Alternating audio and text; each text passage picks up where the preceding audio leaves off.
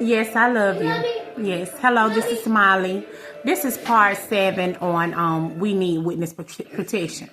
But yeah, me and the person that was there for me at the time and was helping me, we were like, something ain't right about this situation. It just don't add up.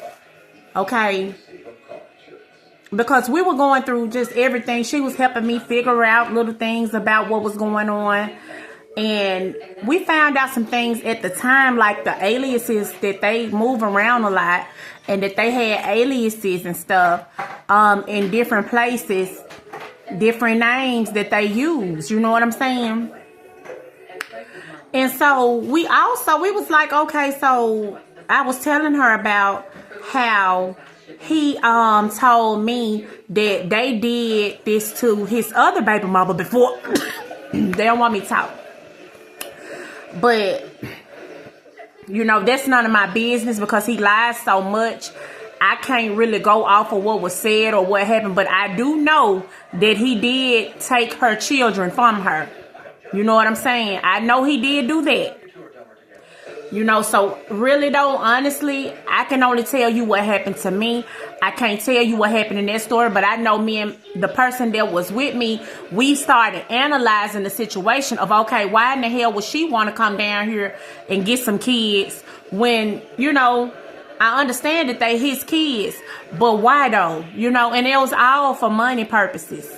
You know, it was something more sinister going on that I had no idea of. You see, here's the thing. They don't want me to talk about this. They don't want me to snitch about it. They, you know, but at the same time, these are the same people that started the snitching, that started the offenses. First of all, I'm not a snitch, okay? Let's just get that understood.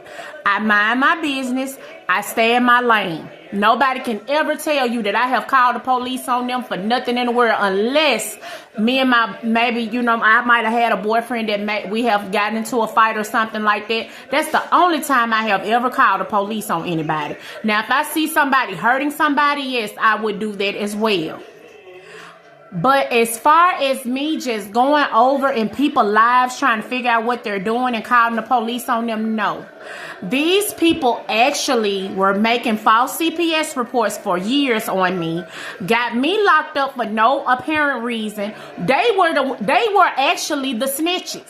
So now that I'm coming out talking about it, you know, they're sending me all type of stuff on I need to be quiet and this, that, no. Because like I said, until I get my money, I need my money back, and I need them, whatever they have done in my name, that needs to be off of my name, so off of me and my children's name, so whatever it is, they won't have any connection to us to do anything that could personally harm us. So until they get off of my name and I get my money back, I am going to tell my story. If they want me to be quiet, they should have gave me my money, because actually they've been paying a lot of people around me. You know what I'm saying? They have been paying people around me to do things to me. So obviously they don't want me to be quiet because they won't give me my money back. If they really wanted me to be quiet, they'll give me my money back. But since that's not happening, I'm going to go forward with the police because I don't have a choice. I'm going to get my money back. I'm going to get my money back because they had no right taking nothing, putting me in no false marriage, lying, doing all of this, doing power of attorney, calling lawyers, doing all of that extra stuff to steal from me. They had no business doing that. And I'm going to do everything in my power to retrieve everything back that they have stolen from me. And if not, further legal issues will come up. Because I'm not playing about my money, I'm not playing about my life, and I'm not playing about my children's life. We have suffered for no reason, for their own personal entertainment. They say that this is entertainment by putting other people through struggles. And that is so fucked up. For somebody to be sitting back laughing while you are struggling, and they know that they are the fucking reason about it. I am mad. I don't deserve this. My children don't deserve this. And I'm going to fight until I get everything back that they have took from me. And I mean it from the bottom of my heart. So anyway, yeah. So after the little situation of that, of you know, all of that, them taking the kid, yeah, they took the kids, and I had to work for 6 months, you know, and I'm still on papers currently. I would love to have a job in the justice system, but unfortunately I have a felony for no reason, all because these people have been calling around telling people that you know, I'm doing things that I'm not doing. I bought a gun to protect me and my children from the stalking that we were going through. So therefore, I don't understand like what the problem is, like why they are so gung-ho on trying to destroy my life. As if they don't have a life. I have a life, and I don't have time to be playing with anybody or having them playing with me. And they made sure that they broke down my support system good enough that they can get in and lie. And since I have been telling my story, they are trying to make it, flip the things back on them, on me, as if I'm the one that's creating the problems for them. And I'm not going to allow it. I'm going to stand up for me and my children, and I'm going to get back everything that has been taken from me.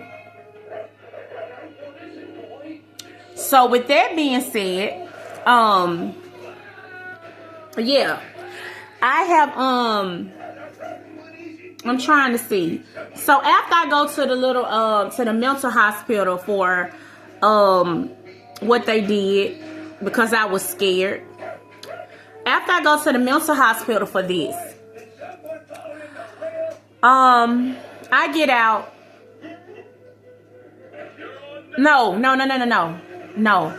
After that, I work hard. I stay at my apartment and I start working hard to get my children back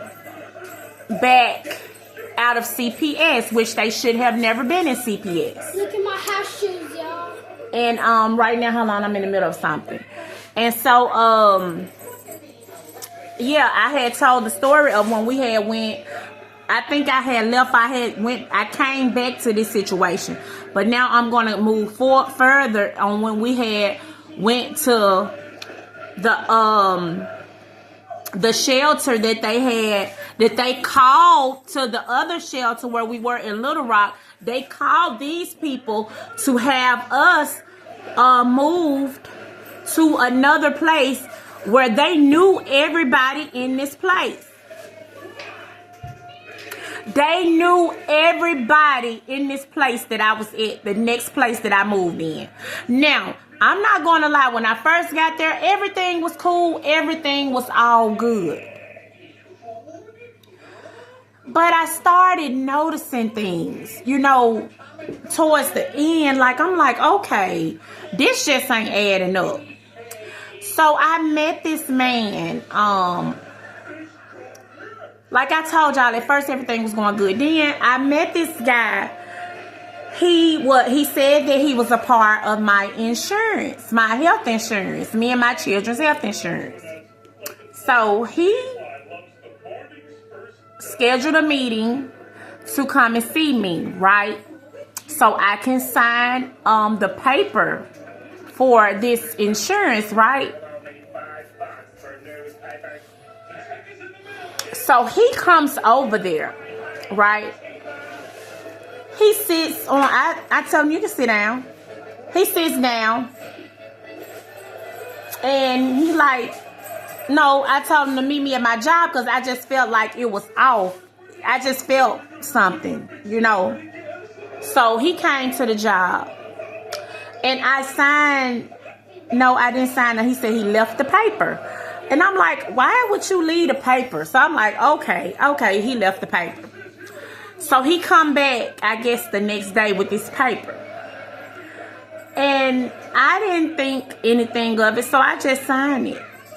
I signed the paper. And he leaves. There was, you know, so I'm like, okay.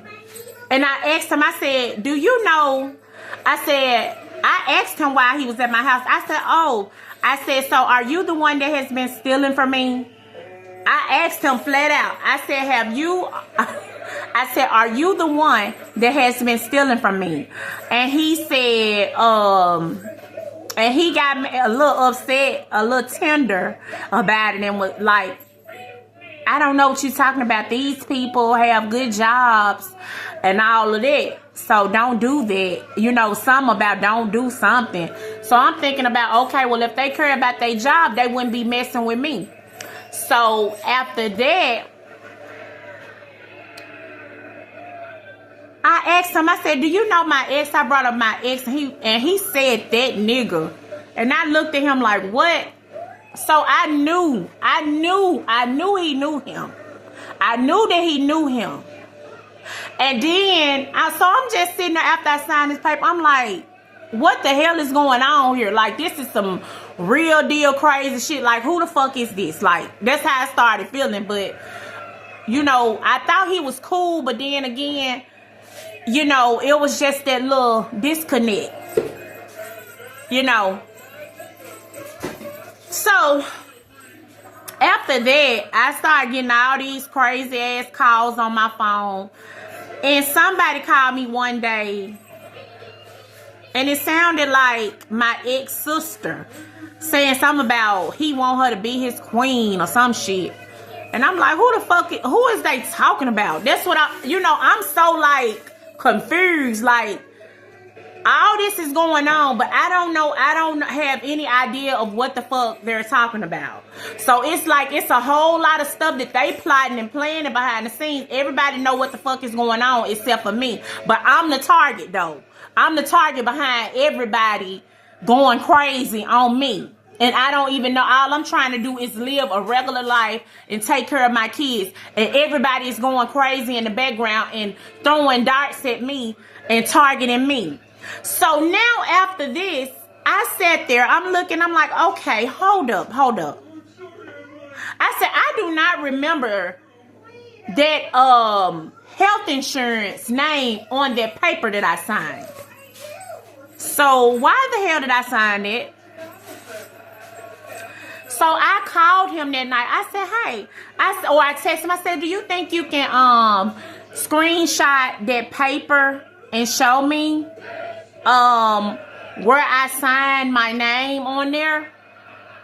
Because, you know, I just asked him because it just didn't seem right. So he was like, yeah, but he didn't. He screenshotted his computer and showed me that he never screenshot. So I didn't know if, you know, because so much money had been stolen from me and I knew that my identity was being used. So I didn't know what all they were doing. So I'm assuming that they needed my signature for that life insurance policy that they took out on me, or for other purposes of what they were doing behind the scenes in my name. So I'm like, okay, so this is like really weird now. It's getting weirder and weirder. I'm like, so you mean to tell me I didn't sign a paper? I didn't sign a paper and I have no idea what the hell I'm signing, but you're telling me this is health insurance paper, right? But it don't even have a logo. It don't have the name of the health insurance. It's just like a paper where you just sign into something, right? So I'm puzzled. I'm like, okay. And so more weird shit started happening after that. And I was just like dumbfounded. I didn't know what the hell was going on, you know? So after that, I'm trying to get it straight because it's a lot of things that were happening to my kids. I know that the neighbor, she would take pictures of my children, you know, just would be looking out the window. People would be coming through just watching my house.